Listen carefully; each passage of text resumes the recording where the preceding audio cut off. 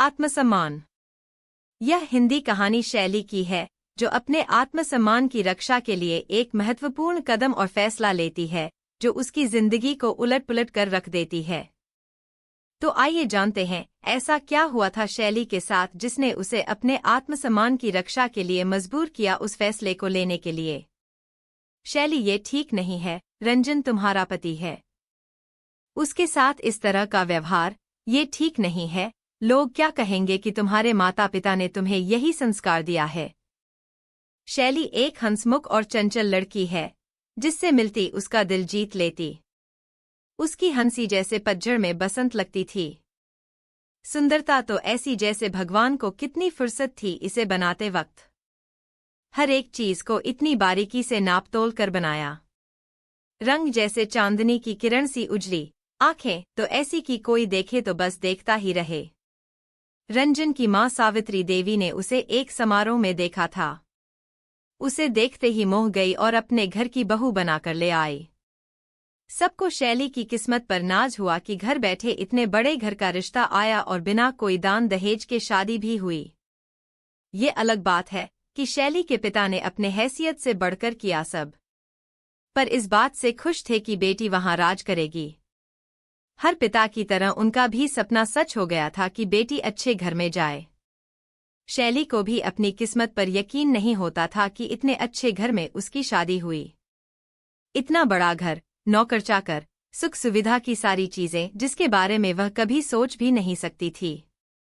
शादी के कुछ महीनों तक तो सब अच्छा चलता रहा, पर धीरे धीरे रंजन का गुस्सा सामने आने लगा। रंजन का बहुत बड़ा बिजनेस था। वह काम के सिलसिले में अक्सर देर से घर आता, लेकिन शैली उसका खाने पर इंतजार करती थी। वो उसके आने पर ही खाना खाती थी। रंजन जब घर आता तो हमेशा उसका मूड खराब रहता। छोटी छोटी बातों पर देर रात हंगामा कर देता।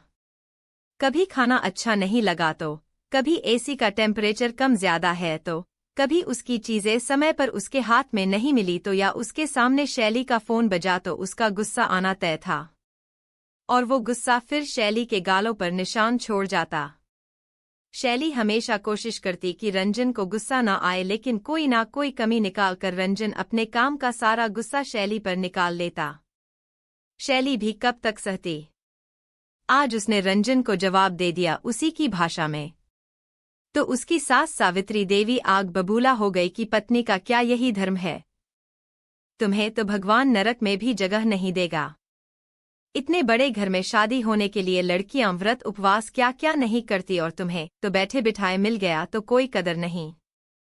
पुरुष है, काम के टेंशन में गुस्सा आ जाता है, और तुम कौन सा कम हो, क्यों उसकी जरूरतों का ठीक से ध्यान नहीं रखती हो। पत्नी का फर्ज नहीं निभाओगी तो क्या वह तुम्हारी आरती उतारेगा। मां जी, आज आपको बहुत बुरा लगा। जब इतने दिनों से मेरे साथ हो रहा था तो आपके मुंह से एक शब्द नहीं निकला कि रंजन क्यों बहू को मारता है। उसे ऐसा नहीं करना चाहिए। मैंने जब आपसे कहा कि मां जी आप रंजन से बात करिए तो आपने कहा ये पति पत्नी के बीच की बात है, मैं इसमें नहीं बोल सकती। तो अब क्या हो गया, ये भी तो पति पत्नी के बीच की बात है।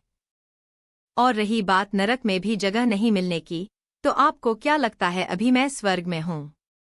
बोलकर शैली अपने कमरे में चली गई। तेरी इतनी हिम्मत कि तू अपनी गलती मानने की जगह मुझसे जबान लड़ाए। अभी तेरे माँ बाप को बुलाती हूँ, यही संस्कार दिए हैं अपनी बेटी को। गुस्से में सावित्री देवी शैली के माता पिता के पास फोन लगाने अपने कमरे में चली गई। सावित्री जी का फोन आते ही शैली के माता पिता तुरंत शैली के ससुराल पहुंचे। सावित्री जी ने सारी बातें मिर्च मसाला लगाकर बताई, जैसे रंजन की कोई गलती ही न हो।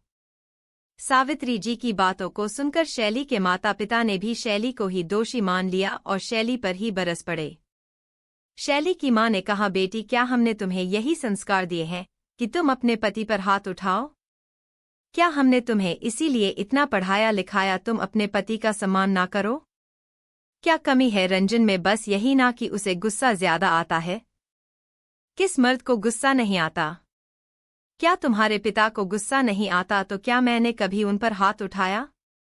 और अगर रंजन ने तुम पर कभी गुस्से में हाथ उठा भी दिया तो ये पति का अधिकार है। क्या तुम इस बात को इग्नोर नहीं कर सकती हो? अगर इस तरह से तुम भी करती रही तो तुम्हारी गृहस्थी कैसे चलेगी? माम पिताजी, ये एक दिन की बात नहीं है। हमारी शादी के 1 साल हो गए हैं और इस 1 साल में मैंने शायद ही कोई दिन बिना थप्पड़ खाए बिताया हो। और जब भी आप लोगों को बताया तो आप लोगों ने मुझे ही एडजस्ट करने की सलाह दी, कभी रंजन से बात करने की कोशिश नहीं की। क्या पति का अधिकार सिर्फ उस पर हाथ उठाना, उस पर अपना गुस्सा निकालना है? क्या पत्नी की कोई भावना नहीं? क्या उसका कोई आत्मसम्मान नहीं? क्या वो इंसान नहीं? उसे दर्द नहीं होता या उसे जानवर समझ लिया जाता है, जिसे जब चाहा पीट लिया? जानवर भी अपनी सुरक्षा के लिए पलटकर जवाब देता है, तो मैं तो जीती जागती इंसान हूँ। कब तक सहन करूं? और आप लोग ही तो शादी के पहले कहते थे कि गलत करने से ज्यादा गलत सहना है। अब जब मैंने अपने आत्मसम्मान के लिए कदम उठाया तो आप सब मुझे शेरनी से चूहिया क्यों बनाना चाहते हैं?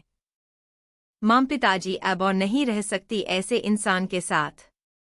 शैली ने अपने माता पिता से कहा। बेटा, लेकिन तुम्हारे छोटी बहन की शादी होने वाली है, ऐसे में तुम अपना घर छोड़कर मायके आ जाओगी तो वो लोग भी क्या सोचेंगे छोटी के बारे में? कहीं इस वजह को जानकर उन लोगों ने रिश्ता तोड़ दिया तो? क्योंकि ऐसी बातें छुपती थोड़ी ही हैं। हम समाज में क्या जवाब देंगे? शैली के पिता ने शैली को समझाने की कोशिश की। अगर तुम में इतना ही घमंड है तो निकल जाओ इस घर से। इस घर में तुम्हारे लिए कोई जगह नहीं है। जब बाहर जाकर धक्के खाओगी तो अकल ठिकाने आ जाएगी कि कितने ऐसो आराम से रहती थी। अपने घमंड में तुम खुद अपनी जिंदगी खराब कर रही हो। सावित्री देवी ने गुस्से में शैली से कहा। आप क्या मुझे इस घर से निकालेंगी? मैं खुद इस घर को छोड़कर जा रही हूँ। इस नरक में रहने से अच्छा बाहर जाकर धक्के खा लूंगी।